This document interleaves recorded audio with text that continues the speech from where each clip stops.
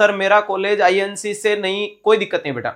जितने भी बच्चे, ध्यान रखिएगा, जितने भी बच्चों के खूब सारे कॉलेज का एक इश्यू चल रहा है कि आईएनसी रजिस्टर्ड नहीं है या आईएनसी का रजिस्टर्ड कैंसिल हो गया, आपको सिर्फ ये पता करना है कि क्या आपका जो कॉलेज है वो अपने स्टेट नर्सिंग काउंसिल में रजिस्टर्ड है या नहीं है। क्योंकि सिलेक्शन के लिए आपका वेरीफाइड सर्टिफिकेट आपका स्टेट नर्सिंग काउंसिलिंग में रजिस्टर्ड होना चाहिए। आईएनसी इंडियन नर्सिंग काउंसिलिंग में रजिस्टर्ड है या नहीं है उससे फर्क नहीं पड़ रहा है।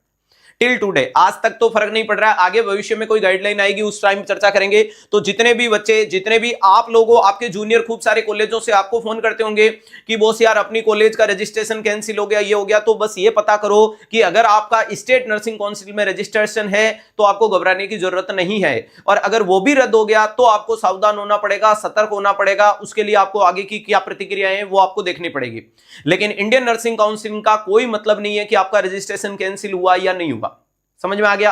तो जितने हजारों बच्चों का ये डाउट है, और मुझे पता है कि अपनी क्लास में जैसे अभी 1300 लोग बैठे हैं, तो इस 1300 में से अराउंड में देख सकता हूं कि 10, 20, 50 को छोड़ दो, बाकी सारे के सारे कॉलेज कंप्लीट हैं। तो आप अपने जूनियर को ये जानकारी जब पूछे तो जरूर दीजिएगा एज ए सीनियर होने के नाते, कि बेटा घबरा मत, टेंशन मत ले, बार बार हर एक बंदे को ये पूछूं वो पूछूं, परेशान नहीं होना। समझ में आ गया? दूसरा सबसे कॉमन जो डाउट आता है जितने भी बच्चों का कि सर मैंने प्राइवेट ज्वाइन कर रखा है, प्राइवेट हॉस्पिटल से मैंने एक्सपीरियंस प्राप्त किया, मेरे पास सैलरी स्लिप नहीं है, क्या करूं? तो भैया जी इसके लिए दो पहलू बनते हैं कि इंस्टीट्यूट के पॉलिसी के ऊपर डिपेंड करता है कि वो आपसे सैलरी स्लिप मांगे या नहीं मांगे। आज तक किसी भी एम्स ने मांगी नहीं है, लेकिन वो मांग सकता है, इसको रोकने वाला कोई नहीं है।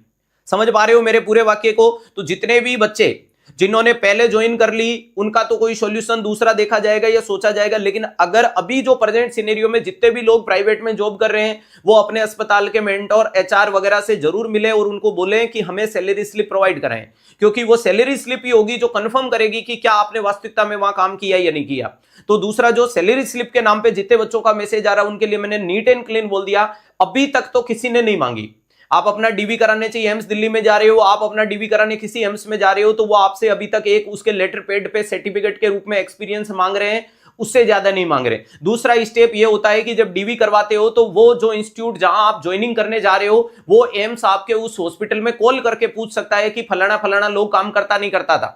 जैसे कि मान लीजिएगा मैं किसी हॉस्पिटल का एक्सपीरियंस लगा के अपने हॉस्पिटल में जाऊंगा तो मेरे हॉस्पिटल वाले उस प्राइवेट हॉस्पिटल को कॉल कर सकते हैं कि क्या सिद्धार्थ ने कभी यहां काम किया, तो वहां से रेस्पॉन्ड क्या आता है, ये दूसरा प्रोटोकॉल। और तीसरे प्रोटोकॉल पे वो आपको सैलरी स्लिप मांग भी सकते हैं और वेरीफाइड भी करा सकते हैं। तो वेरिफिकेशन को बाउंडेड नहीं किया जा सकता, वो सामने वाले की इच्छा है कि जितना तुम शक के दायरे में आओगे उतना ज्यादा वो बाल की खाल निकाल सकता है, ठीक है। लेकिन इसका अभी कोई ऑफिशियली नहीं है कि मांगे ही मांगे।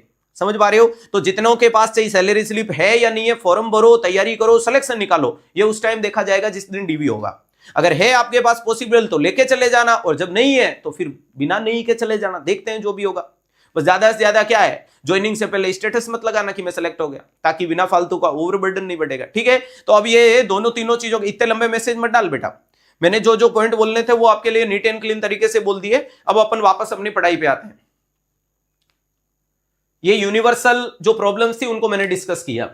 चलो, हाँ, बेड नंबर मेंशन होने चाहिए बेटा, क्योंकि एक्सपीरियंस तो 50 बेडेड के ऊपर का ही वैलिड है ना, तो बेड नंबर मेंशन नहीं होंगे तो सामने वालों को क्या पता चलेगा कितने बेडेड है। जो लेटर पेड बनवाओ नीचे उसके सील और साइन भी होने चाहिए, वरना लेटर पेड तो कोई कहीं से बनवा लेगा।